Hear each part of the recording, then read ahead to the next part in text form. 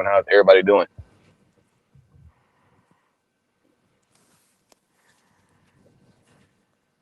Can you hear me, Henny? Can you hear me, HTM? I don't know if your channels got connected on here, but we hear a lot of the flag practice. Hold on. Yo, yo, yo. All Yeah, right, can you hear me yeah, you now? good, man. I, I had to refresh my stuff. okay, let me see. I'm gonna turn my camera off too, but we're gonna see if it'll let us roll as long as we can. If not, I'll just turn my sound off and stuff, and we'll go from there. I'll turn my camera. But hey, man, how do I sound, man? Give me an audio visual check. Let me know how I sound, how I look. Look Everybody, let like me know how. Wes, sound like Wes. So we 1,000% Gucci. Okay, for sure. Hey, if you haven't already, man, make sure you buckle up because that lets me know that somebody in my car is not buckled up.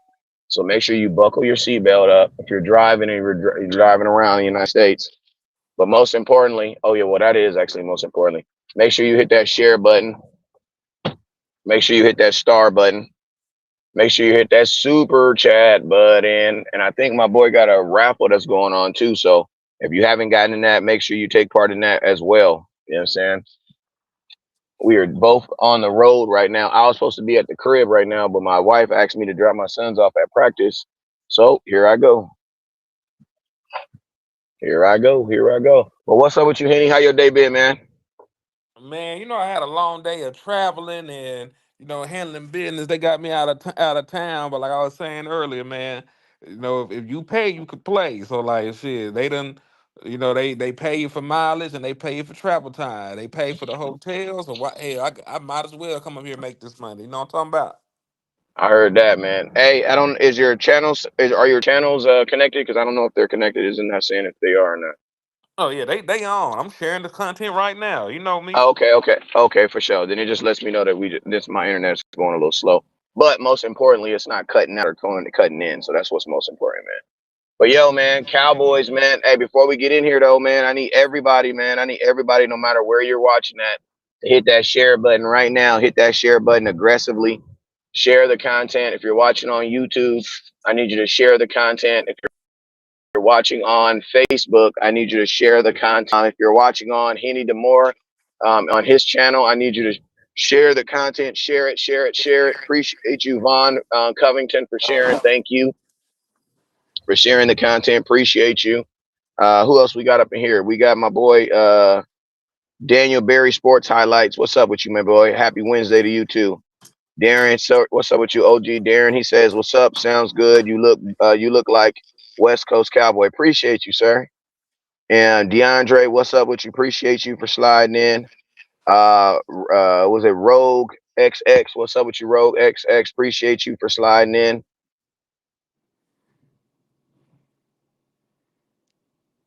Appreciate you for sliding in. What's up with you? Appreciate you. Just like and shared to 10 Cowboy groups. Appreciate you, sir. Thank you for that. Who else we got on here?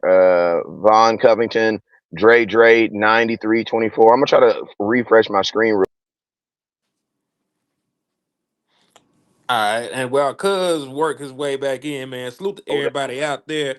Please make sure y'all hit that like button. Make sure y'all hit that share if you care. Slap the dog shit out of a Eagles fan because you know they deserve it. And for real though. And also, like Cuz was saying, I am doing a raffle over here in the liquor store. If you send $5 via Cash App or Super Chat, you will get a raffle entry. And we're gonna run it all the way up until the end of April. So if we draft somebody you really love and appreciate, you can get their jersey. So y'all make sure to hit that cash app and that super chat, man. You know it, man. You know it. Well, hey, man. Like, hey, and hey, shout out to everybody. If you've already taken place in the raffle, then you know how the raffles work, man. The more entries you get, the more chance you have to winning. You know what I'm saying? So hit Salute to hit Angie that. too. Hey, shout what up to Andy. What's up with you, Andy? She says, hey, Henny and West, appreciate you. Appreciate you, Annie. If you Angie. also Angie, sorry about that, Angie. Hey, I got a cousin named Angie, one of my favorite cousins. So yeah, that'll be easy to remember. Now, see, But I had to start with Annie because every time you say Annie, it be like, is she okay? Is she okay? Annie, is she okay? Say Annie, is she okay? Is she okay? Annie? No, that's Angie. She got a name like she know how to cook. Brian, Man, what's up with you, Brian? Emerson, appreciate you. Kevin Hicks, you just got some of them names that you just know they know how to cook. You know what I mean? Darren Sertain, what's up with you, sir? He said he showed it up. He shared it up in 10 Cowboy groups. Appreciate you. Dre said, "What the f? What's up with you, JV boy? What's up with you, JV boy? I see you, JV boy. I be seeing you everywhere. You definitely up on your Cowboys content. He don't care where he get it from. he a Like real you one, ever? man. That's my guy right there. Hey, for real. Have you ever been driving in the day and you go to the liquor store and then you see somebody walking out the liquor store? You be like, "What up, man?" And then you go down to the another store. You go to go wash your clothes and you see him walking out like, "What's up, man?" Then then later on that day you getting some ice cream for your kids and you see him walking out the ice cream store. Be like, "Hey, what up? Wait, time out, man. Is you following me?" Or we just got a lot of the same. We just got a lot of the same likes, man. Appreciate you, my boy. Michael, what's up, Michael? He says, what you think about the Cowboys will do in the draft? Man, come on, that's such a listen. I'm gonna tell y'all a question that I don't ever want nobody asking no more, and that is what we think the Cowboys gonna do in April, because I don't know. Everything is speculation. Everything is speculation. You know what I'm saying? I know they're gonna get. Only thing for sure I know they're gonna do is get on an airplane and fly to the draft. That's the only thing I know for sure. Mm-hmm. Because think about this. Remember 3 years? No, I think it was 4 years ago. The Dallas Cowboys had Jason Witten retire the day of the draft. Like that Thursday or whatever that Thursday was. He retired the day of the draft. So that was kind of crazy. You know what I'm saying? So the draft is here and we're going to see what the Cowboys are going to do with it. Well, I mean, it's not here, but it's almost here and we're going It's to see what we're upon going to do us. with it. It's damn near upon us, though, for sure. And I got my boy Mike. I think my boy Mike from the West Cowboys, Texas, from the West Texas podcast. I think he want to slide up in here. Let me slide him. Can I slide him up in here for a minute or two? Let me see. What's up, Mike? What's going on, man? What's up with you, my boy? What's up with you? Hold up. Let me get Henny back up here real quick.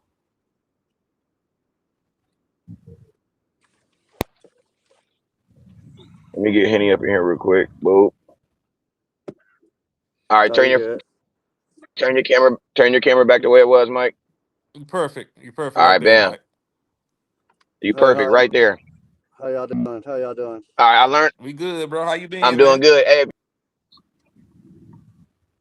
Hey, I'm driving around right now, so if the signal starts going weird, turn off your video, and then that will put all your internet towards your voice. You know what I'm saying?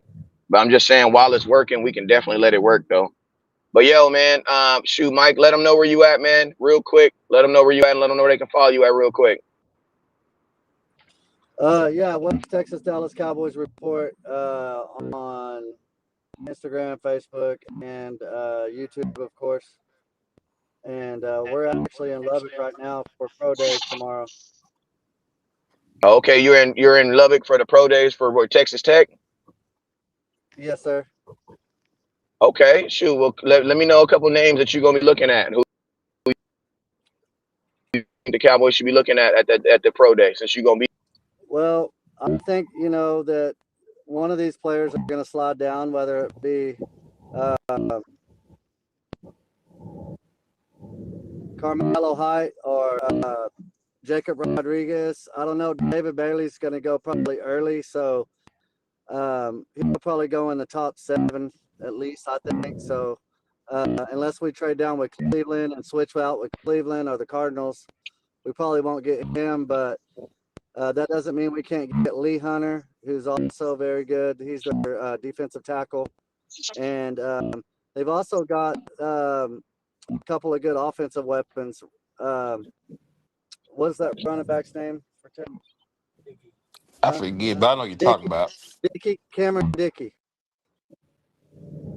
Yeah, Mike uses his son as Mike uses his son as his like Wikipedia. So whenever he looks to the side and asks a question, he's talking to his son. But yeah, I'm That's his excited. But private. That's yeah, his little private. Go ahead. But nah, you Mike, where you need to be at though, man, because Texas Tech got a lot of prospects that everybody likes. You know, like he was mentioning, David Bailey is the hot name. He probably is like the best pure pass rusher, in the draft in terms of athleticism, explosiveness, and production. Some people would say like Messador, and he do got a bag, but Messador is older, has an injury history. That's why he's more looked at as a bottom first round guy, and David Bailey could very well go number 2 overall. Like people aren't really talking about it, but the Jets got a second round, got the second overall pick and the 16th overall pick. And there's not a quarterback in this draft that's technically better than David Bailey. So Mendoza probably gonna go number 1 to the Raiders, and a lot of people have Orville Reese, mocked to the Jets at number 2. Who's to say that David Bailey isn't the pick at number 2? Because nobody really knows how this shit goes. The only draft pick you could pencil in really is Mendoza to the Raiders because they needed a franchise quarterback, and he's probably the only franchise quarterback in this draft right here. So Hey, David you got Bailey could you go as got a high as 2. you got a lot of people saying that boy from Simpson from Florida, not Florida, from Alabama. I don't like Alabama's in the NFL though, but you know what I'm saying. Maybe he could be the guy to right that ship. But what are your thoughts on Simpson from Alabama? He ain't gonna be a bad quarterback, but they're not gonna spend a second overall pick on Ty Simpson. He only got 1 year as a starter, and he did get hurt towards the end of the year, so his production dipped quite a bit. So if they really like Ty Simpson, they'll either wait till 16, their second first round pick, then draft him, or B, they might trade up with a team and from 16 to like a 12 with the Cowboys or 13 or some shit and secure his services. But they're not going to spend a second overall pick on Ty Simpson. Now, if they did, that'd be great for us because you got 2 quarterbacks that go that high that pushes more talent down to the bottom. So I would Yeah. love for them to do something stupid like draft Ty Simpson number 2 overall. I would love for them to do something like that and draft Ty Simpson number 2. But odds are it'll be David Bailey or Orville Reese going off the board that high, and then they'll spin back and get the quarterback at pick number 16. That's more likely, and it makes more rational sense. Cause David Bailey ain't gonna be there if you don't get David Bailey immediately. Ty Simpson gonna be there. Mm. What are your thoughts, Mike? Well, I think the Jets really need a quarterback, don't they? They got Yeah. Geno, so that would be the team I think marked to get it. But don't they have 2 first round picks? Yeah, So Yeah. that I was just saying. They got pick 2 and pick 16. yeah, so they'll probably get him at 16.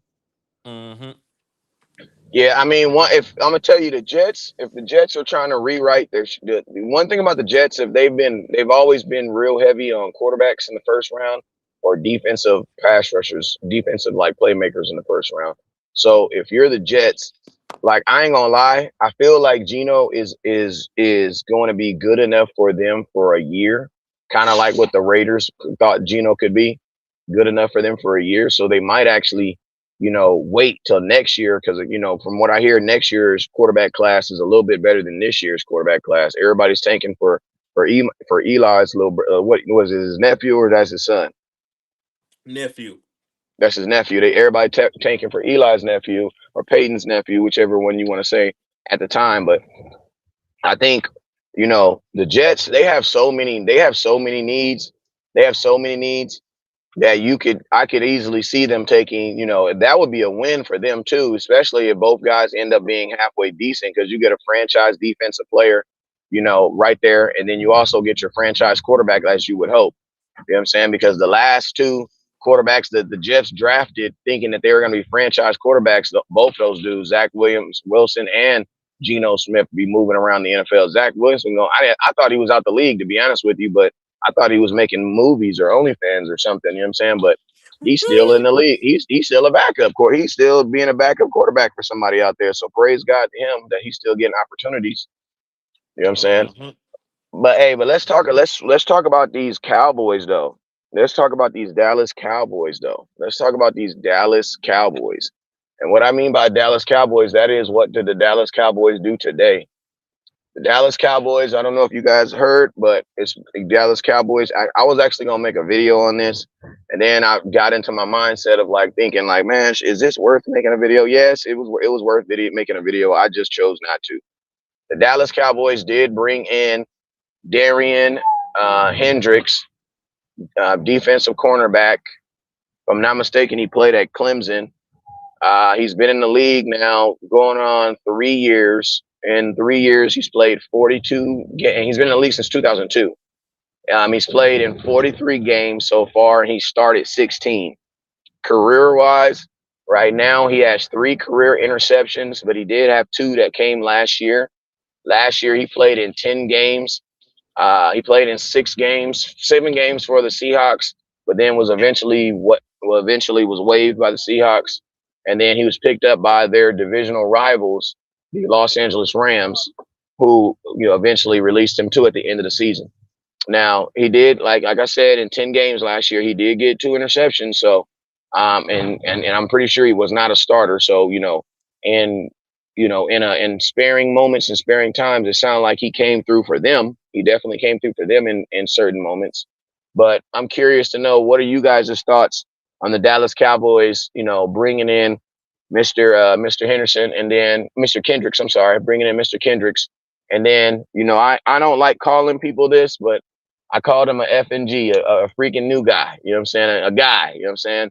If there's someone out there that believes in this guy to convince me that he's not, please let me know. But what are your thoughts on the Dallas Cowboys signing Mr. Derion Kendricks today? Well, man, it's a depth signing. I'm not expecting much from him. But competition, breeds excellence. And there's guys at the back end of this roster, who probably don't need to be on the NFL team. So you can say what you want about, him, Darian Kendricks, as, being a full-time player or anything like that. But he was good enough to where 2 playoff teams utilized his skill set and his talents last year. Can the same shit be said for Traquette Webb Bridges? Can the same shit be said for Corey Ballantyne and motherfuckers like that? You can't. You know what I'm saying? So, like, in terms of adding a solid piece that has some experience, got some ball production, has a little bit of upside, I think it's a low risk move and add depth to your cornerback room, and it puts a fire on some of the guys on the back end, because some of these guys don't need to make the team. Like, it's just straight up. Some of these guys did not deserve to be on this team last year. And hopefully, when you keep adding people, and I'm pretty sure the Dallas Cowboys will draft a corner, Y'all can go top out there. 100 probably. Even if they don't get one of the corners, the marquee corners like Delane Mansour or Jermod McCoy or somebody like that, they Grab might a still be football. able to get Malik Muhammad from Texas in the top 100 in the third round or something like that. So guys like this, I think it just adds talent and adds experience to the back end of your roster, because I still think the Dallas Cowboys are depending on the run blend. I think they're depending on Revel. I think that they really do, like Kobe Durant, because he was a starter, 17, started all 17 games last year. A lot of ball production, a lot of big games he's played. So I think anybody that's not of an ilk like that ain't been starting and stuff, they're just going to be depth. And I look at him as that right now. Okay, Mike, what's your thoughts? Well, he played for Georgia, and so the Georgia runs a 3-4 scheme, and so do the Rams and the Seahawks. So he knows how to run in Christian Parker's scheme, and so he'll be able to come in right away and know the system and know what Nick Fangio runs, and I think that'll be a plus for him.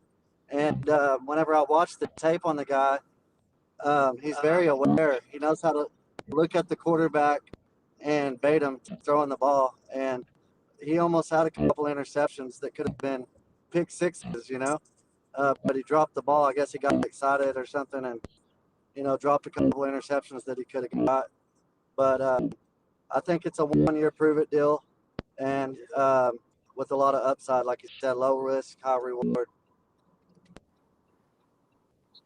Yeah, I mean, I mean, in you guys' opinion, does this stop the Cowboys from doing anything that they're going to do in the draft or even in further free agency? I mean, if I had to answer the question myself, I think the Cowboys, the picks that they've been bringing in, have been getting. I mean, none of these guys were like kind of guys that would be able to drop their name in and say, "Oh my God, I know who that is." None of those guys have that type of make or build to them. But I was gonna say that I think guys like this kind of signifies that the Dallas Cowboys are probably at the end of their free agency. Their free agency is definitely Well, starting to come to an end. well, he was a starter, but I think the injuries what set him back. Kind of like with Overshawn, he tore out his ACL, I think, in 2023 or 24 or something like that, and that's what set him 2024. back. Yeah, He missed the whole yeah. year in So I think 2024. yes, sir. So he's one of those players, kind of like Overshown, who has a lot of talent, but the injury set him back.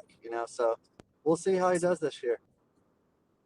Yeah, Kenny, and listen, honestly, let's be 1,000. There's no guarantee a motherfucker like him makes the team.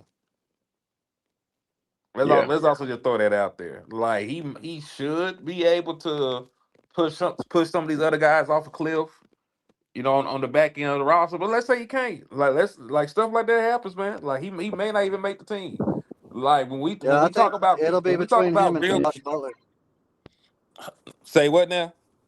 I think it'll be between like him and Josh Butler to make the team. He might be a practice squad guy, or if he beats out like Josh Butler and number 21, then he might be. But other than that, yeah, like you said, he might not even make the team. Yeah, damn sure Bridges. Like if anybody ain't gonna make the team, it should be Bridges. I'm picking on Weezy ass because listen, when you talk about pedigree, Weezy was a 7th round pick.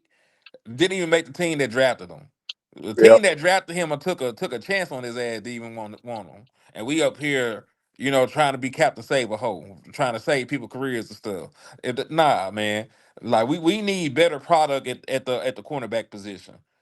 And listen, there's not a player on this team that stops me from drafting one of these top Anybody. corners. Yeah. Like Mansour the Lane, if you there, you can come on down. Jamad McCord, I don't give a damn about no ACL. You bring your ass down here because when you healthy, you got the best tape of any of these corners. Even if you don't go top shelf corner, Malik Muhammad probably better than most of the guys we got. You know what I'm saying? Out of Texas. Colton Hood, Avion Terrell. Like this is not a bad corner class. If you need defensive backs, this is not a bad class to want or need a defensive back in. So listen, don't miss out on your blessings. Just because you went to the flea market.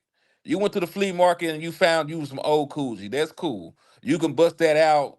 Once in a blue moon. Still take your ass down there to the mall and get you some polo. Get you some Lacoste. Get you some Burberry. You still got to update your wardrobe, man. That stuff you got at the strip store ain't stopping nothing. Yeah, I mean, but I know Yeah. one thing about our cornerback room is everybody in our cornerback room currently has, except for Mr. Cordy, they all have some type of injury history. You know what I'm saying? So it's like even if you did feel good about these corners that we brought in or the corners that we had, like none of these guys played 17 games last year. So it's like to a degree, the Dallas Cowboys kind of need as many corners as they possibly can get because you don't know who's going to be healthy or who's not going to be healthy. I mean, so it's like, I almost feel like the Cowboys are getting a lot of insurance for their insurance. You know what I'm saying? And then, even the top corners that are available right now in the draft, some of those guys still even have injury history.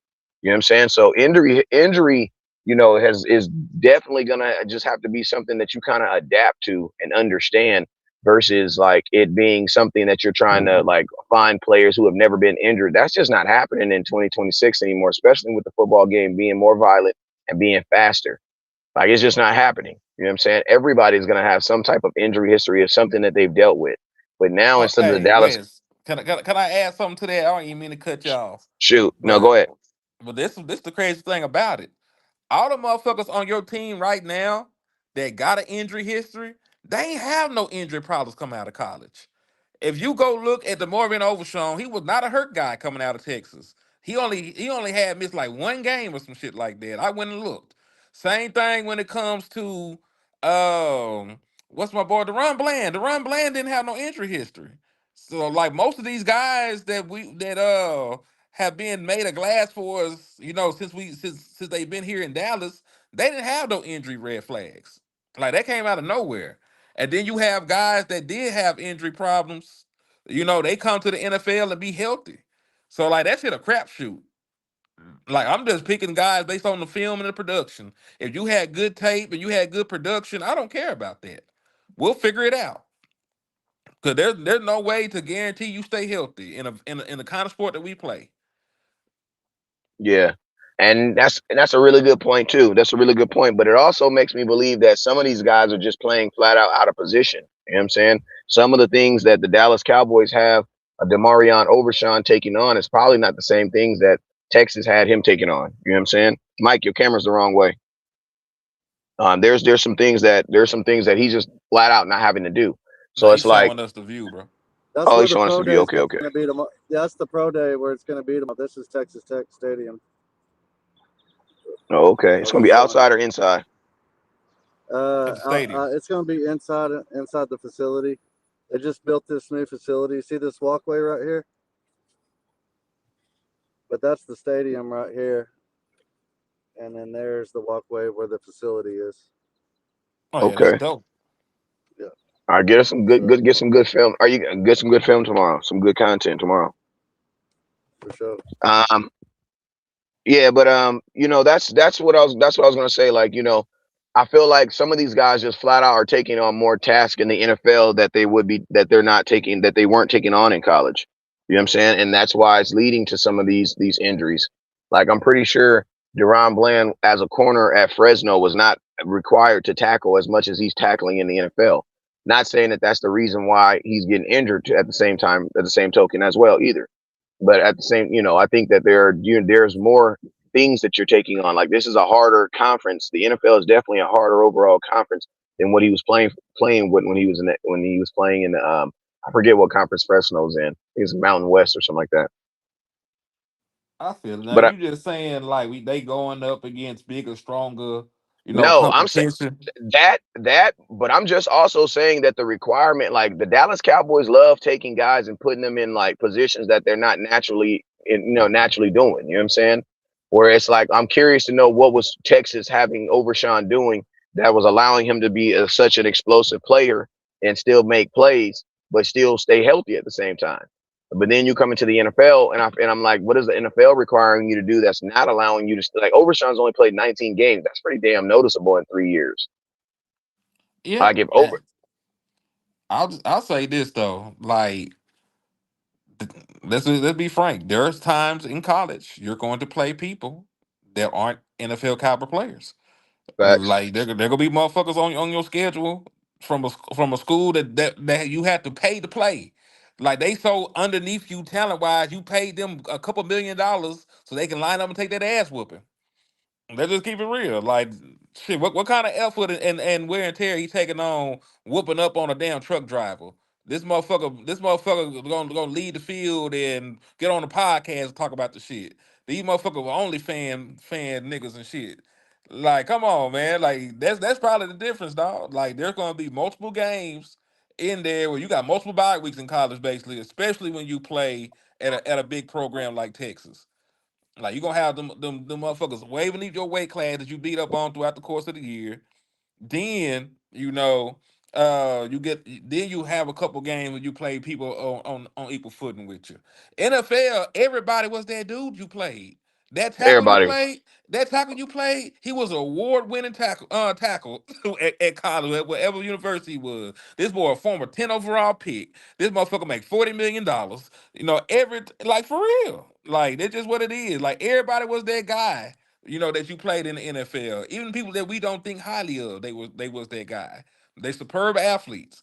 So I understand what you're saying, but like at the same token, like when you talk about some of these guys coming out, they didn't really have a hassle week in and week out, and they played less games in college. They played less games in college than they did at the NFL level, and a handful of them games like you ain't playing nobody.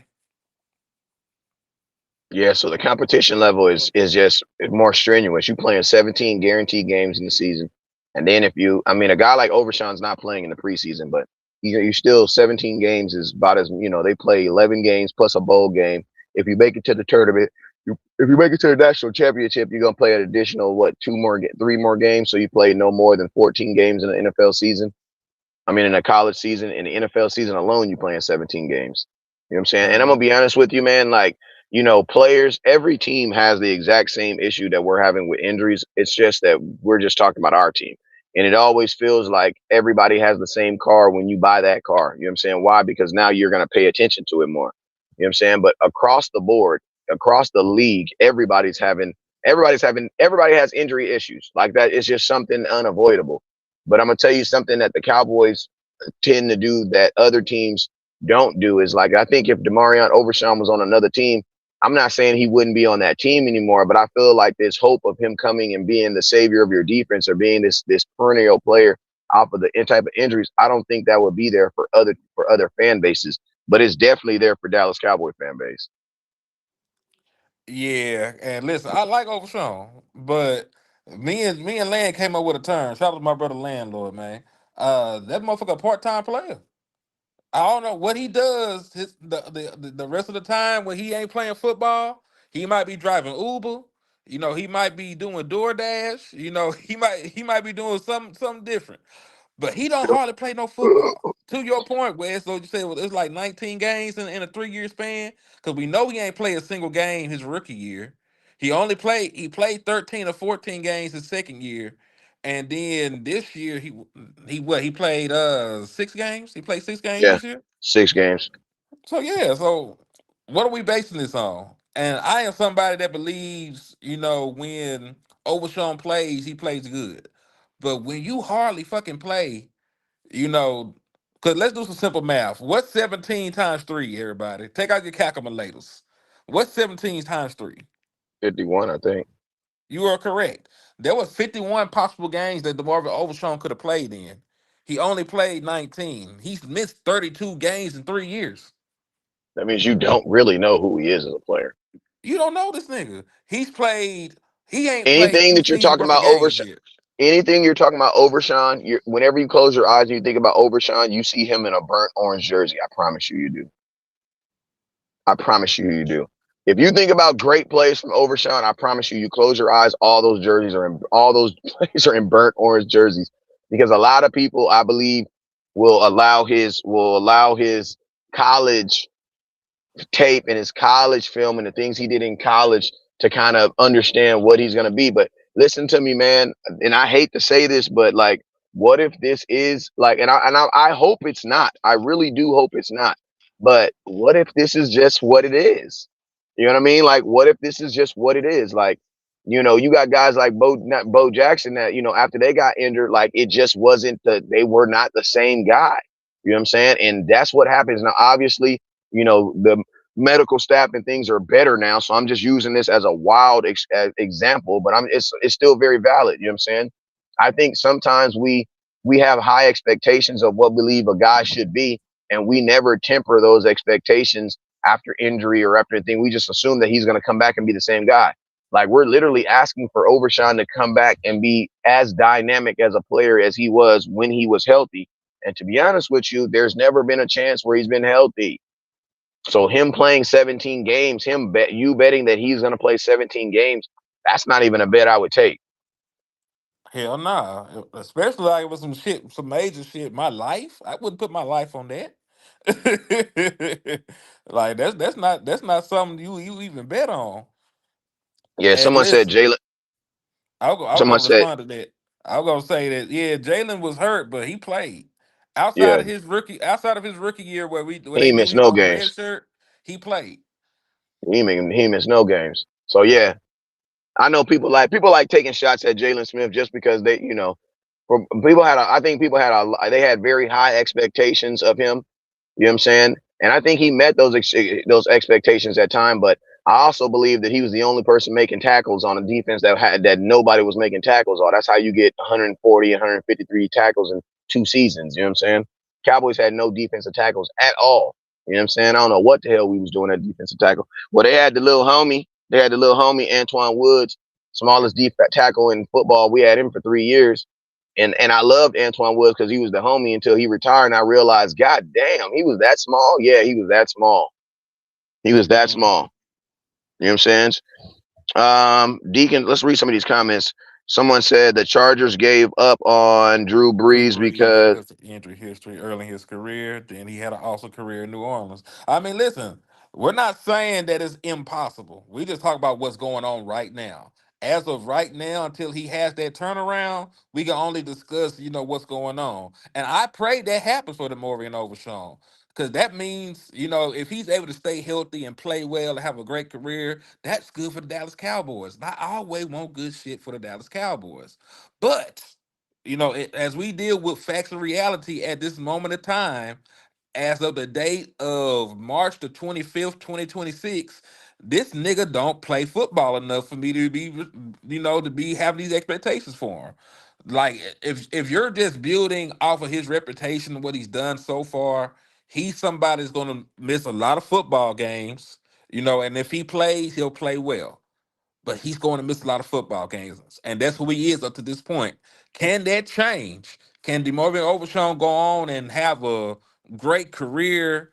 Where he plays majority of the games and he makes Pro Bowls and All Pro nods and he stays on the field. Sure, it's possible, but I got to see it first before I'm out here depending on him. I can only judge you off what you've done so far. Your current body of work. Your current body of work says that you are probably going to miss most of the season. and think about this. Think about this because I didn't even want to make this the Overshawn show, but hey, let's talk about it. It's freaking March. You can talk about whatever you want to talk about. You know what I'm saying? My question is this, man. Demarion Overshawn goes out there and he balls his butt off. I mean, he just dominates, bro. He gets 13 sacks on the season. He plays 17 games. I don't think that's gonna happen, but he plays 17 games plus however games the Cowboys are in the playoffs. Oh my God. Guess what happens? Free agency happens, and now he's a free agent. What do you guys do? Are you It's a very good question. because he is literally on a 1 year deal this year. So my Contract question year. is, he's this is a contract year. So guess what? You can listen to me, Demarion Overshawn. Unless his leg literally falls off his body, he is going to try to play all 17 games regardless. He playing all 17 games this season because he He got to gonna get try. paid and his agent got to get paid. Right? This is what they've been waiting for. Right? This is part of the reason why he didn't come back last year because he want to make sure that this season's set up right, nice and right. Right? But my question is this: what do you do then? I have no earthly idea. Now, that's the thing. It depends on the deal, Andrew. If he take a team friendly deal, the Dallas Cowboys going to run up there and give him a team friendly deal because they love giving people them "I believe in you" ass deals. They gave Michael Gallup a contract, and his damn knee hasn't even healed yet. He still was recovering from his ACL surgery when he signed his deal. That motherfucker didn't ain't had did no running or nothing yet. They gave Tony Pollard a franchise tag, and his leg was still broken. So when it comes down to paying hurt people, and you can get them at a decent deal, they'll do that. I don't know if they should do it, but they'll do that. Yeah, and just as some context, the Dallas Cowboys gave Tony Romo his first $100 million contract, and he was injured. And Jerry Jones, first thing he said about the contract is they did it based off faith, I believe in you. because Jerry believed in him. You know what I'm saying? Not Hey, the even that they bishop in the believed it. building too, man. Shout out to the bishop. Shout out to Big What's Time up? Show. The big time show and the Bills and the BIGs. What's up with you, sir? I would have sent you the link too if you. I didn't know you was gonna be here. I can still send it to you if you want to slide in though. Send it to But yeah, him. man, I'll send them to him right now. Hold on, give me 1 second. I gotta go quick. Hold on. But yeah, man, I got all kinds of love for the Marvin Overshawn. And folks be thinking when I be speaking on them like it's malice or nothing. I ain't got no malice for Overshawn. I like I liked him coming out of college. I liked him in 2024 when he actually did play a lot of games, double digit games. It's just the fact that I can't trust him. Like you can love something. It's just like with any relationship. You can love a person as much as you want to love them. But the but you moment that you know, stop trusting them, that shit is over with. yep. And think about this: you can love someone. It's like your kids, man. You love your kids, but guess what? When you walk in the house and you see a big old puddle of Kool-Aid in the middle of the floor, you know exactly who did it. You want to know why? Because you know your kids. You know You know what I'm saying? them. You know 'em. So I love, you know what I'm saying? I know that wasn't my oldest son, but that was for sure my baby who did that. Why? Because I know him. I know him. Now, if I go to the table and I see color markers all over the table and markers is left all over, and then I see my VCR halfway taken apart and then someone tried to put it back together, that was for sure my oldest son. That was for sure him. You know what I'm saying? And guess what? I love them both, but I know them both too. So it's like, Mhm. you know, and it's like I'm just as invested in Overshawn as the Dallas Cowboys. Why? Because I've been listen to me. The Dallas Cowboys literally have a whole draft class that's riding on him. They have a whole draft class that is literally riding on him. Because if Overshawn does not being somewhat decent of a football player, bro, you literally watched a whole draft class just leave your entire building, and you're not gonna re-sign none of them dudes because Shoemaker's on the team, but he's not getting nothing from the Dallas Cowboys. Exactly. He not getting anything. Mike, what's your thoughts on Overshawn? Is he still there? There you go. Yeah, I'm here. Sorry about that. What are your thoughts on Demario? My thoughts on Yes.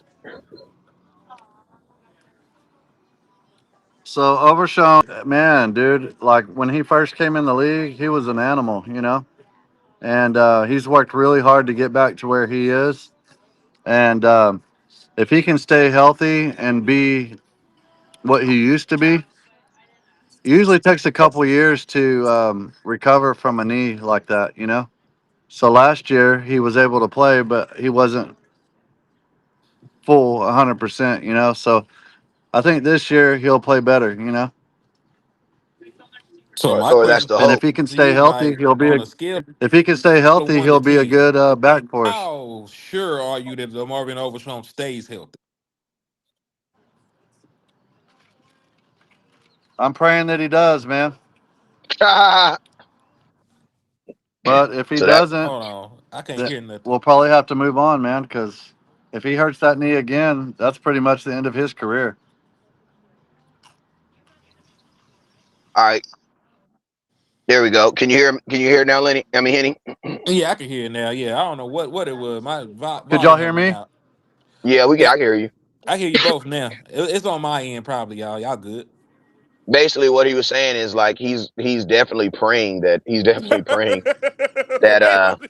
I mean, listen to me, man. If you believe in Jesus, you got it. Why not use him for? I mean, some people just use Jesus for their own problems. I use Jesus for everything, man. That's what my pop said. Use him for everything, man.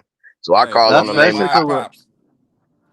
that's basically what Overshawn was talking about during an interview last year. He was talking about how this was all God, you know, that brought him back to this point, and God wouldn't bring him this far for him not to bring him through it, you know. So I'm optimistic that he's going to be good this year. And if they Yeah, I pair him mean, up with Anthony Hill Jr., that'll be two Longhorns in the middle, you know. I feel that. I, I mean, this is the thing. I like Overshawn the person, but the player, I don't know. I haven't really seen enough body of work. Every time I see Overshawn, I see explosive plays, but I haven't seen enough consistent play from Overshawn. Mike, put you on speaker. Mute it. I haven't seen enough from Overshawn to really say that I know him, the player, or even can like, cause like I see splash plays. You know what I mean? But you can't judge. I haven't seen enough consistent play from Overshawn to even understand what I'm getting from him. Because right now, like I feel like Overshawn's best asset is probably being an explosive edge rusher. But the Cowboys are going to be using him as looks like a middle linebacker, which is not. I mean, it'll definitely prolong his career. You know what I mean? It is definitely going to prolong. You know, not taking on if the defensive tackles do their job, it should definitely prolong his career. But I don't know what I'm going to be getting from him as a middle linebacker. Because in my opinion, Overshawn's the best trait from Overshawn is being explosive on the edges. Mhm. So right now, I don't even really know what. I mean, I know he's going to be a linebacker, but I don't really know what he's even going to be doing. You know what I'm saying? So it's hard for me to like put a expectation on him or an understanding because I don't know what he's gonna. I really don't know what he's going to be doing. You know what I'm saying?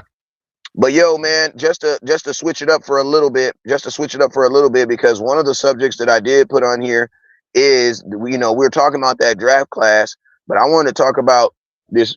I want to talk about man. I want to talk about this tight end room real quick if we could possibly, and then also my cousin sent me a couple things on the draft that he wanted to look at it real quick too. So we'll take a look at that too. But before we do that, I wanted to slide on about these tight ends, man, because I want to know, man, what are y'all thoughts on these tight ends, man? Because these Dallas Cowboys tight ends last year produced under 800 yards and under 10 touchdowns Combined. for between four dudes. Now, obviously, Jake Ferguson led with most of that with 600 yards, and he had 8 touchdowns on 104 catches last year, which is 104 catches to only have Targets. He had target. I mean, 82 catches. 82 catches. I mean, 104 targets on and only amass 600 yards, but 82 catches to only get 600 yards. Unfortunately, fellas, it does sound like he underproduced last year. I mean, yeah, and I think I said it on the morning show. I ain't rocking with this tight end room, man. And the same way I feel about the corner room, how there's not a single guy on the team that's gonna prevent me from drafting the tight end. Man, this is a very good tight end class. If you just sit back and you look at it, and you analyze it or whatnot. You got guys like Kenyon Sadiq out of Oregon. You got Eli Stowers out of Vanderbilt. You got Michael Trigg out of Baylor. Yeah, Michael There's a Trigg is a beast. yeah, I love Michael Trigg, man. I like listen. If Michael Trigg is on the board, in the third round, man, you pick him. You pick him, and you rejoice. I know that people were a little concerned because his vertical wasn't that high. I don't give a damn. His production speaks for itself. He gets open, he makes plays, and he can block. You know what I'm saying? Like that, he do all the things that you actually need to do as a tight end. So He's a deep threat. yeah, so I'm bringing them in, and guess what? You can. I keep saying it. You can get out of Jake Ferguson contract in 2027. Like you can cut Jake Ferguson and save money. The dead money won't be much of shit. And the cap savings will be to the point where it makes logical sense that if you got a transcending upcoming tight end on your roster, you can go ahead and send his ass somewhere. And maybe you don't want to just flat out cut him. Maybe you want to trade him and try and get you a low pick back or something. But point being is like you don't have to be in a committed relationship to Jake Ferguson. You damn sure don't have to be putting a ring. You ain't got to put a ring on Brevin Spanford. You already on the cusp of a divorce with Schoonmaker at this point. There's not a tight end that you got that you give a damn about like that, bro. Let's be 1,000. Schoonmaker's still only on this team because of the draft capital. That's it. Because of Yep. the second round pick that you put in him. Because when they when Helderberg, what's the boy name?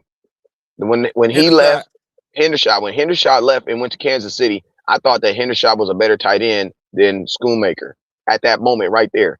But why did they allow Hendershot to leave? Because one, I think they thought they would be able to get him back. But two is because Luke, you put the second round pick into him. You know what I'm saying?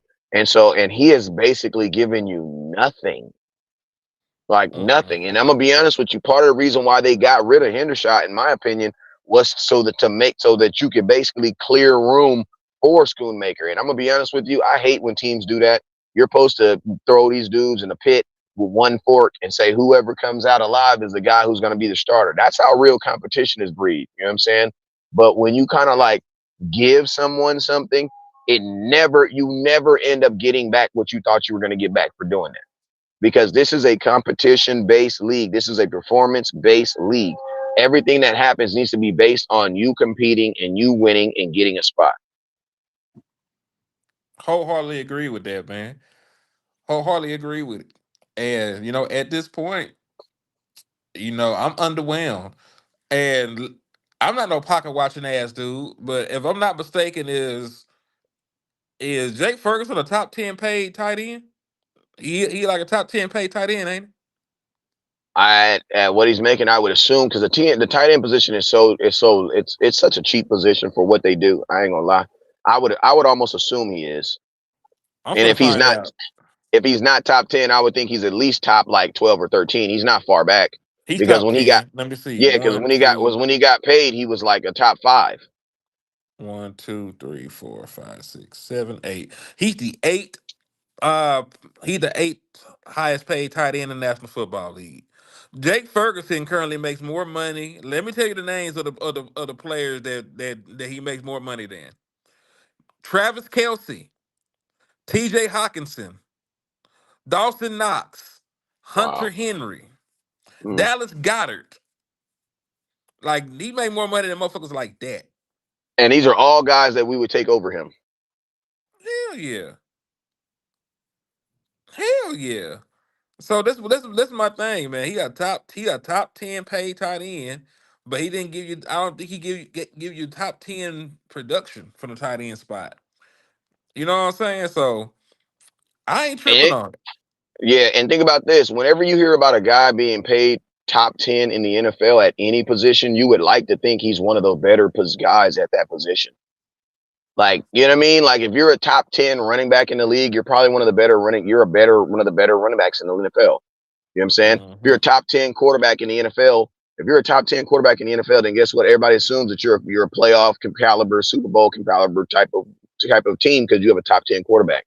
You have a top 10 wide receiver in the NFL. People are under the assumption that that you have a pretty decent offense and that your offense is good. Bro, if you're a top 10 tight end out of those names, it should give you that same mindset. But Jake Ferguson does not. So it simply lets you know that the Dallas Cowboys reached. They reached with this pay. When they paid Jake Ferguson, they were paying him for what they hoped he was going to be and not what he currently was. Because it's like the way they did Jake Ferguson is the way they should do all these other positions. Like all these other guys where they wait and see, or honestly, like, to be honest with you, they should have did Jake Ferguson the same way they did Schultz. Like, why they didn't do Jake? Like, I don't understand what Jake Ferguson did to them to make them believe, because Jake Ferguson was one of the few guys that I've seen in the last 5 years who got paid before his contract actually expired. Like, they actually wanted Jake Ferguson. Like, they wanted him. You know what I'm saying? Because they made Dak pay out his entire contract. They made freaking George Pickens pay out the contract. But they ain't make Jake Ferguson. They made CeeDee Lamb. Did CeeDee Lamb get extended? Yeah, he got extended, but But still, you he don't had to put him in hold the same out. category. Yeah, he had to hold out. You know, and Jake didn't have to do none of that. He didn't have to do any of that. You know what I'm saying? We got the big time show sliding in for a bit. What's up with your big time show? What's going on? Can y'all hear me good? I'm Yeah, driving. Perfectly fine, brother. How you living? Man, what's up, Henny? What's going on? What's going on to the other brother that's on here? What's he Mike. go by? I ain't never seen him before. Who is he? that's Mike. He lost connection for a little bit, so he actually not on right now. The only people that's on right now Oh, is okay. Henny, and you. All right. Yeah, what's going on? Good to hear everybody. Good to see everybody. Don't want to take up too much time. I'm just falling in. I'm driving there. I'm caught up in a gigantic traffic jam. I said I might as well jump on now. Oh yeah, no doubt, my brother. Well, What But y'all while you yeah, on talking here about? What? talking about we talking about this crazy tight end room and the lack thereof. Well, that's a good place to start. I believe since all the heavy, mostly everybody would talk about, okay, let's strengthen this defense, which is right. But I'm kind of on the other side of it slightly. I'm quite sure that we need to do defense, but if we're not gonna get who we need, then why not strengthen your strength? The strength of this team is the offense. Instead of scoring 27, 28 points a game, shoot, you give Dak Prescott another weapon as a tight end I mean, I think Jake underperformed last year compared to his other years. A couple years before. I obviously believe that's the case. The second tight end Schoonmaker, they done put too much into him, and he has not produced at all since he walked in the door. They wouldn't give Brevin Spann-Ford a real opportunity, but it looked like every time he did do something, it was good. Maybe they need to increase his role. He was somewhat of definitely a great blocker, and he could catch the ball.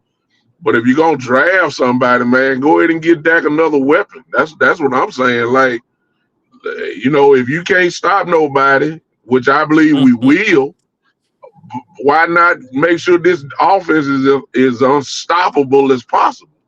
Giving him another weapon would be great, as far as I'm concerned. So that's the way I feel about it. But you're right, Wes. You said the lack of thereof. That's just the truth. If you had a real tight end that was a threat down the field, just imagine how potent this offense would be even more.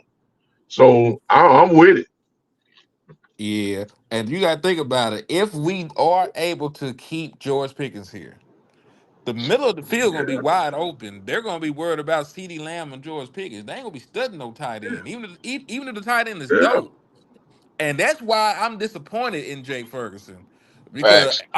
all that bracket coverage they're giving to CD Lamb, all that double coverage they're giving to George Pickens, all these umbrella coverages, all this cover 4, all this cover 2, and you can't take advantage of that middle of the field. You got Yeah. 600 yards for all that, and they ain't trying to game And, plan for you. And I'm gonna tell you and he something, was one. man. He was 1-on-1 too. Let me throw that in. And I'm gonna tell you something else that, like, man, Ferguson does not look like the explosive guy that he was his rookie year, man. He does not look like that. Like, like, when Ferguson first came on the scene, folks was calling him damn near white chocolate and White Iverson almost. You know what I'm saying? Because he had the swag and the boy moved. But when you really go look at his stats, man, Ferguson is catching the ball and falling down, dog. He There's is no catching run the after the ball. catch. Nothing, bro. He is giving you nothing. Nothing. That boy is catching the ball and falling down. Like, Well, how he's many giving you receptions he had? nothing. Then he had about 82 or 83 receptions last year, but he only had about 600 yards or something like that. He caught the ball, but he didn't get nowhere. That's the way I look at it. So we could be And better in that role. Put it that way. and I'm gonna tell you this right here. In 2026, you just can't be like, oh, he's a blocking tight end. That's not good enough, dog. Tight ends are doing way too much in 2026. If you just have a tight end that can block really good, your tight end's not good, bro. Like, that's just being real. Because you could literally have, and then it's like, for the type of money that you're spending on him, like, at you being a top 10 paid player at your position, that means they believe that you can change the course of a game with plays. And then someone also mentioned this. I actually said this too on one of my lives, that, like, whatever happened to that play that, like, the little seam route that the Cowboys always did. Dak loves doing that little seam route across the, right up the seam to the tight ends to get the little easy touchdown. It's like, we're not even really getting those no more. You know what I'm No, because saying? you can't get separate. You can't get separation. Now, I know he was injured, and maybe he had such a lingering injury that maybe that probably kind of held him up. Maybe that's the case, but you're right about that. That pass play was not there because really there wasn't no real separation there. So that play was gone. Yeah, and I'm gonna tell you one thing about separation, man. If you can't get it against no linebackers, bro, come on, dog. This may not be Exactly. for you. This may not be for Exactly. you, dog. And listen, like, Exactly. I don't listen. I feel like Jake Ferguson would be a dope number 2, but he's just not enough to be a number 1 tight end. And the Cowboys are paying him like he's a number 1 tight end. And I'm gonna tell you something that I don't like. Most importantly, I don't like the glazing that and the looking over that he's able to get that other guys can't get. Like, bro, if there was somebody like there's nobody. I think right now his contract is probably the biggest eyesore on the Dallas Cowboys right now. Because the only thing you don't like about Derion Bland is he's not healthy. You know what I'm saying? That's it. Like that, you know what I'm saying? When Derion Bland is healthy, he's pretty much spot on. You know what I'm saying? When, you know, I know everybody get mad when I say his name, but Donovan Wilson. When Donovan Wilson's healthy, he better than he's not saying he's spot on, but I think he's giving you more than what Jake Ferguson is giving you for what he's getting paid. You know what I'm saying? So it's like, you know, that's the only thing that that's the only thing I don't like about it. I don't like the pass that he's getting. Like I don't like the pass that the whole wide receiver room is getting. I mean, the whole tight end room, because our whole tight end room is not good. Like it's not. Also, hey, let me just throw this out there. There was 3 players on the Dallas Cowboys that had 100 targets. George Pickens had 137. CeeDee Lamb had 117. Jake Ferguson had 102. It's only 15 passes left, less than CeeDee Lamb. Ryan Flournoy, who was explosive, only had 56 targets. And he had 475 yards. And that's the thing. He had almost 50 less targets than Jake Ferguson, and he still only had 125 less yards. What's up, talking Cowboy sports? I see you. Yeah, What's up, man. And talking Cowboys? I know people gonna say, yeah, but he's a wide receiver, da da da da. But you got to remember, tight ends are making plays on linebackers, middle linebackers. So if he's not getting that, Safeties. and safeties, if he's not getting separation from those, like that's part of the reason why. If that's the case, Jason Witten could still be playing right now. I mean, you mad Jason Witten could, because he's basically doing what Witten do. He's catching the ball and he's falling down. Like part of the reason why y'all wanted to get rid of Jason Witten is because what? There was no more separation there. You know what I'm saying? He's catching the ball and going down. This said, if he ain't already at the first down, he's not getting it. And to be honest with you, that's my mindset right now with Jake Ferguson. And I'm gonna just tell you, with Dak Prescott going in a season where he's making $60 million, man, I think you should be doing your absolute best to at least put him in the position so that he can get all from Dak Prescott. It's not about just giving him all the weapons, because I'm gonna tell you this one thing. One person that nobody has a problem with getting all the weapons is Patrick Mahomes. Y'all have no problems with Patrick Mahomes getting all the weapons. Y'all have no problem with him getting a Super Bowl MVP. Y'all have no problem with his tight end not retiring and getting a 3-year deal at 34 years old. Y'all have no problem with him getting Justin Fields as his backup. They have no problem for Patrick Mahomes. But Dak Prescott, oh yeah, everybody got a problem when he needs help, or when it's identified that his offense or something could be better if we added more to it. Mm-hmm. Something like Vicky says, Ferguson. Well, it's the obvious reasons they like him, because Deacon says Dak was trying to keep 2 number 1 receivers happy last year. I can imagine that a bulk of Jake's yards came when CD was hurt. One thing about Dak Prescott is not the type of receiver not the type of quarterback that favors anybody. If you're open, he's gonna give you the ball. And I think that's why that's a reason why a guy like Pickens was even, because remember, Pickens didn't just blow up when CeeDee Lamb went down for 4 games. Pickens was already having a pretty decent season when CeeDee Lamb was on the field, and when CeeDee Lamb came back, he still had a pretty decent season. You wanna know why? Because Dak is gonna get the ball who he thinks can make plays. Dak is not, Dak has never just overly targeted one guy. Even when he came into the league with Dez Bryant, and Dez Bryant was his number 1 receiver, he said it. Dez will get the ball when Dez is open. You know what I'm saying? Told him as a So rookie. he told And him that as even further on that, because we know Dak loves to throw the tight ends. he He loves loves to throwing the throw ball the to the tight ends. he loves throwing the ball to the tight ends. That's why you got guys like Schultz that made money. That's why you got guys like what's the other boy before Blake Schultz? Jarwin. Blake Jarwin, who made money. And then you had the other dude before Jared Goff. Not Jared Goff, but Goff Swain. Goff Swain. He made some money. You know what I'm saying? Like, Shit, if you Jake know Ferguson. We talk about Jake Ferguson contract right now. exactly, he got Dak gets tight ends paid. Like, he for sure will get, if it's one position group Dak Prescott's gonna get paid, that's the goddamn the tight end room. And as I was saying, man, it's not matriculating with him. Everybody else, every other tight end that's had a bulk of time with Dak has had really good careers with Dak. Like they've actually had better seasons with Dak than they probably had with anybody else. You know what I'm saying? Look at Schultz right now. Schultz is doing fairly well with CJ Stroud, but I'm pretty sure he missed them touchdowns from Dak Prescott. Shit, Dalton Schultz had an 800+ yard season with Dak Prescott. Nigga Yeah. don't even talk about it. Like there's a reason why, they look to him like that. You know what I'm saying? That's the reason why he can go out there and get it. Hey, what was these pictures that you sent me? I want to go over them real quick. What was they talking about? I know this is the top. This is Mel Brooks, top 5 receivers. You got Jordan Tyson. You got Cornell Tate, Chris Cornell Tate, Brazile. Chris Brazile, Malachi Fields, and Denzel. Malachi Fields, is he not the guy? Didn't we have a 50-50, a 30-30 visit with him? I I feel have like no that name. idea. I know it sounds very familiar. It seemed very familiar. We must have did something with it. I'm gonna Google that in a little bit. But so I had a quick question. I know we're getting long on time and stuff, but let's say, because we were talking about the draft and how it falls. Let's say all the defensive people that you really like are gone. How would you feel about drafting a wide receiver at 12?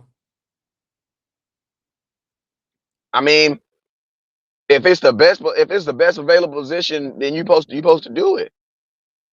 You should do it. But I mean, my question is this: is the running back room is Love? If Love is, I mean, everybody's saying I don't know if Love is gonna go top 5 pick. I don't know because I don't know if the NFL loves running backs like that. I think he's a top 5 talent, but I don't know if the NFL loves running backs like that. When was the last time a running back went top 5 in the draft here lately? Did one go top 5 last year? I think so. I don't know where Ashley Gentry went because you remember he went before us, so one went in the top 10. So it's not really about 5. It's just like for me, I would draft. Listen, I would draft Love if he was there, but they still drafting running backs in the top 10. They do that a lot still. Okay, so if no team drafts, I think Gentry was in his own little sphere though, because the dude was a Heisman Trophy damn near winner. He basically ran Boise into the damn championship game. He was everything for Boise. Jeremiah Love, I don't think he's viewed. I don't think player. Do you think they view him the same way they view Gentry? They they view yeah they view him as a similar prospect. Okay. He just don't have the accolades coming out of college like him do. Well, Well, this is the thing.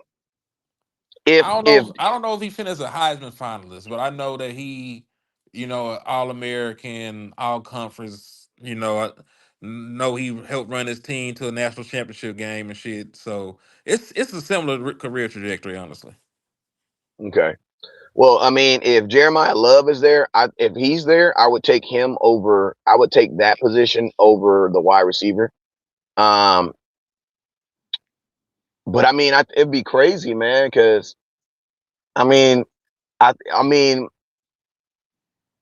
I don't know, man. I think if a wide receiver was there, and as you know what's crazy, a wide receiver is going to be there. Like one of the top 5 receivers, you can almost guarantee is going to be there. You know what I'm saying? So the Cowboys are going to have to make, that decision. This is why I don't mind. I don't know about receiver, but this is why I don't mind drafting a offensive player at 12 or even at 20 is because if you draft 2 defensive players and they're both really good 4 years from now, I don't believe the Cowboys will re-sign both of them. The Dallas Cowboys favor offense more than they favor defense. So I believe if you draft 2 defensive players in the first round, at least one of those guys is not going to be on our team in the next 4 years. Because my question is this: if you drafted Micah Parsons at 12, what was you expecting Micah Parsons to be? Micah Parsons. Okay, well, when Micah Parsons was Micah Parsons, did he get paid or did he get used like Micah Parsons? No, he did not. So then my question is, what more could a dude do to get the Dallas Cowboys to come here and, you know what I mean? And the Dallas Cowboys, listen to me, we'll never have a guy that has like 20 sacks because I don't think the Dallas Cowboys will ever let a guy sit on the field long enough to do that. Like that's part of the reason why Micah Parsons never hit those high numbers. Do I think Micah Parsons could have? Hell yeah, I believe he could have. He was healthy the whole time. But I also believe that part of the reason why the Dallas Cowboys kind of stagged his stats down is because they never wanted him to be looked at in that position as like a Myles Garrett because they didn't want to pay him what the Packers ultimately ended up paying him anyway. You know what I'm saying? So, I mean, that's why I believe for a future tense and for what my team futurely does in the future, that's why I believe futurely wise, it's better for the Cowboys to draft and at least split one of those picks and use it on offense. Because if it's an offensive player, I can almost guarantee for sure he'll be on our team still. Because the Cowboys shows love for offense. They don't do it for defense. The Cowboys draft 2 defensive players in the first round, bro. They'll probably, if they both end up being really good, when you draft this all world guy who ends up being the defensive end and he an edge rusher, he's getting 14, 15 sacks. He ends up being Micah Parsons, the new Micah Parsons that you let go. Okay, well then, damn. My question is this: do you end up paying him 5 years from now? Because if he's the best, every player is always gonna want to be paid and enumerated like he is what he is. And that's your agent's job. Agents don't get more clients by taking team-friendly deals. That's not how agents get more clients.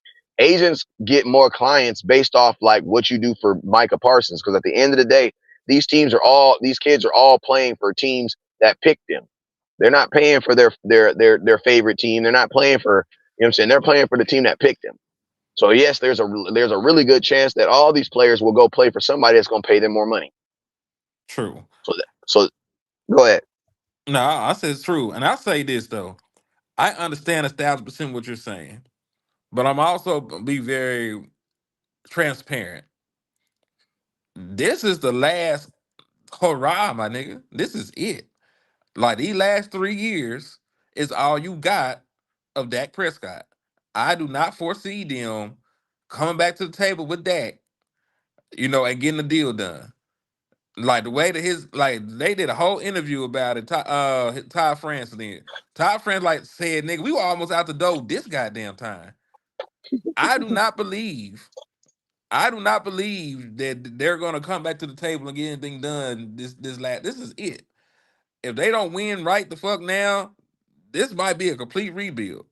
Cause think about it, that gonna be in his mid-30s by then. He gonna be around the time where you actually see a quarterback slow down. So like by the time his contract over, like shit, I'm not even worried about it. I'm looking at the draft like, can these motherfuckers come in and play right now? Who is the most able-bodied nigga that can come in and give me production and help this team win and get over the hump immediately? Because at the end of the day, like shit, they probably won't resign them niggas. But Dak Prescott won't be the reason why, because he ain't gonna be here. I'm trying to win right now while I got a quarterback, bro. Yeah, and I mean, I can almost guarantee you if the Cowboys don't win a Super Bowl in the next 3 years, then for sure, I don't for sure see them getting back at the table with Dak Prescott because Ain't not no even point.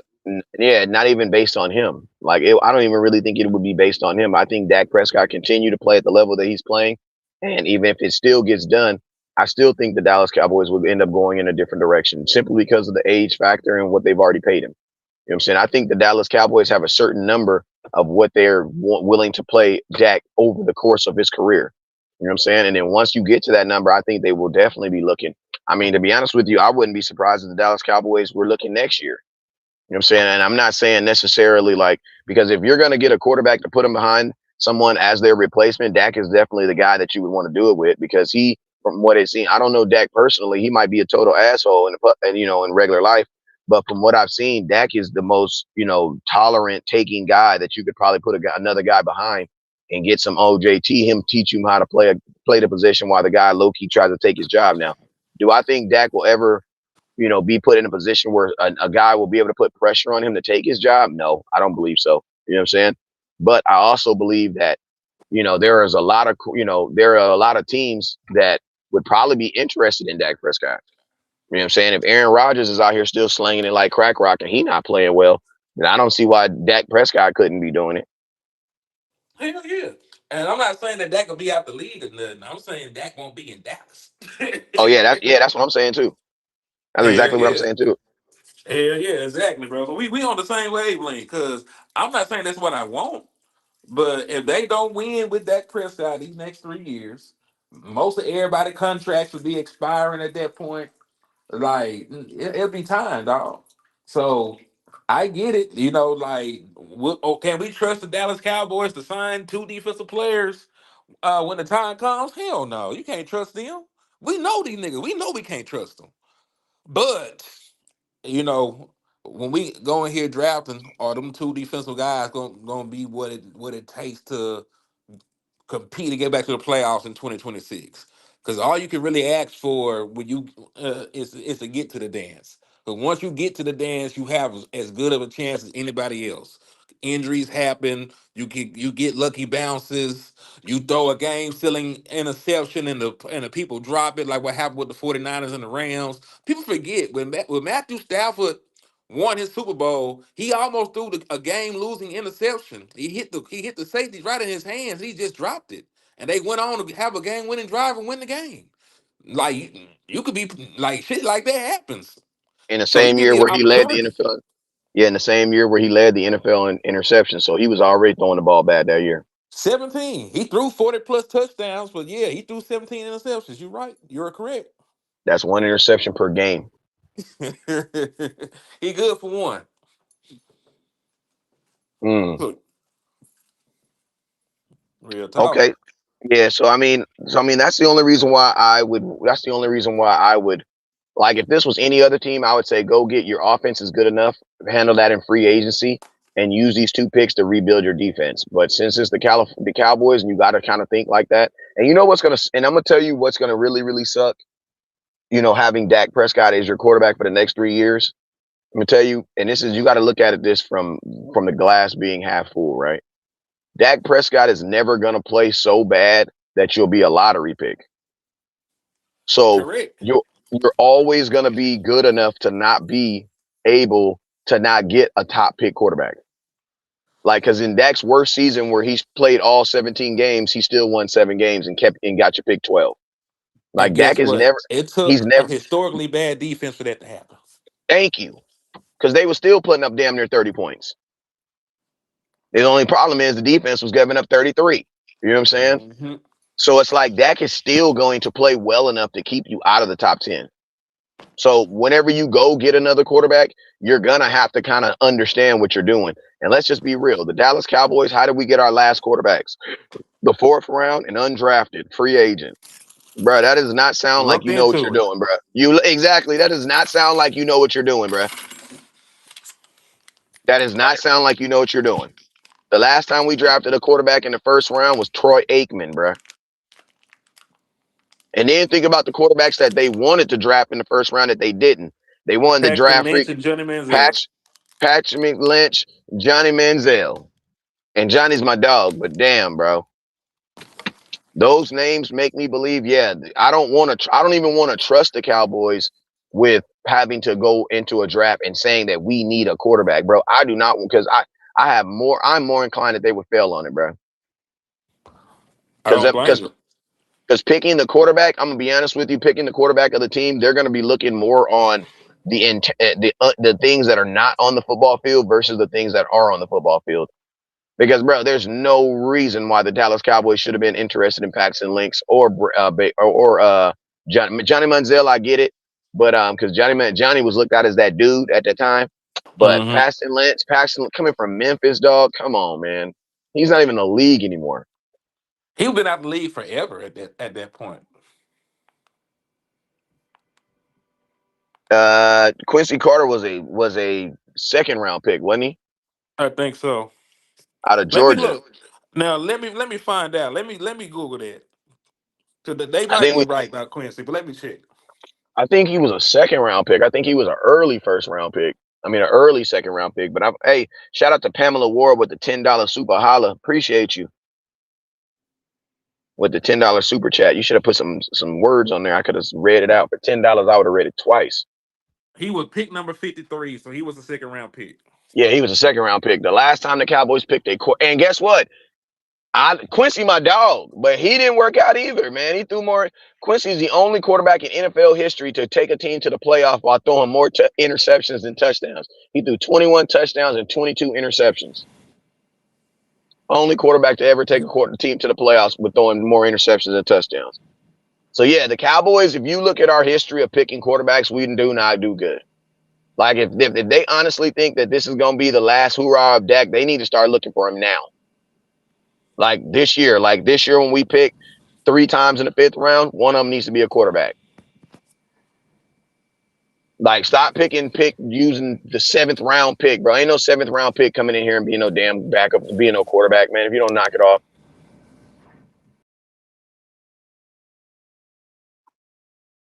Ain't nobody but they're not doing that. Hello?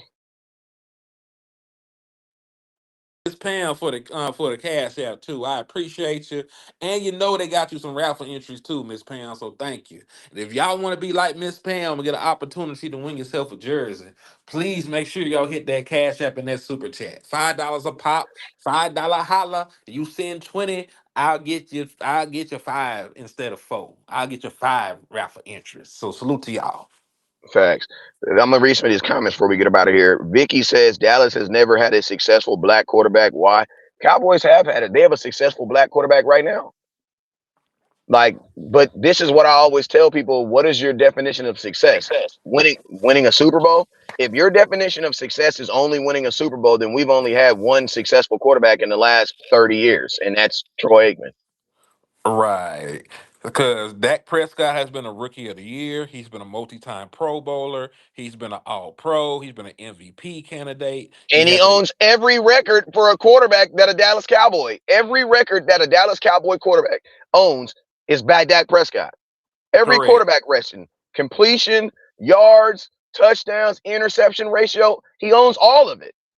He's also top 10 in NFL history in completion percentage, passer rating, and touchdown interception ratio.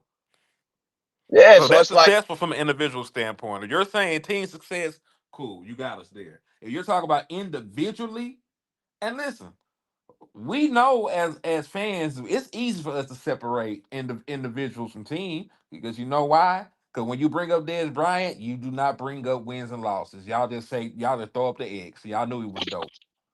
Y'all don't do facts. that. Y'all don't do that with Zeke. You don't talk about with not Zeke and not winning shit. Y'all niggas just do to feed me. So have that same energy with the quarterback because at the end of the day, it's still a team game. Facts. And I'm gonna be honest with you, that's a good point. And Dez got more touchdowns than any Dallas Cowboy quarterback. I mean, wide receiver or tight end. He got 73. Jason Witten has 72. So, and they definitely got to put some respect on Dez's name. So yeah, but I mean, but like I said, they've had some successful quarterbacks. But I mean, it's just like I said, and I'm gonna tell you, you can't. The Dak Prescott is one of the few quarterbacks that gets where team losses, he doesn't get credit for team wins, and he never gets credit for team. He always gets credit for team losses. So it's like I had a guy try to tell me that the Eagles had the worst defense in football the year they won the Super Bowl, and I called him a bold-faced lie without even looking at the stats. Like, bro, you a bold-faced lie. That math don't even add up. Yeah, it's not possible. The worst defense to ever make a Super Bowl was the Arizona Cardinals 2008. Right. So the Eagles did not make no Super Bowl. The Eagles had one of the best defenses in football. They had and even in the playoffs, they had all kind of sacks, all kind of turnovers, forced all kind of fumbles. They had an amazing defense. So I don't know what these people on, man. I don't know what they were talking about. But that was just a bold faced lie. And then I'm gonna tell you something, not to make no excuses for Dak, but bro, go look at the defenses that Dak played in the playoffs, bro. Like he played the San Francisco 49ers defense twice, and they were the #1 defense in the playoffs. Twice. He went because after we beat the Tampa Bay Buccaneers, we went to San Francisco, who had the #1 defense in football, and they were playing at home.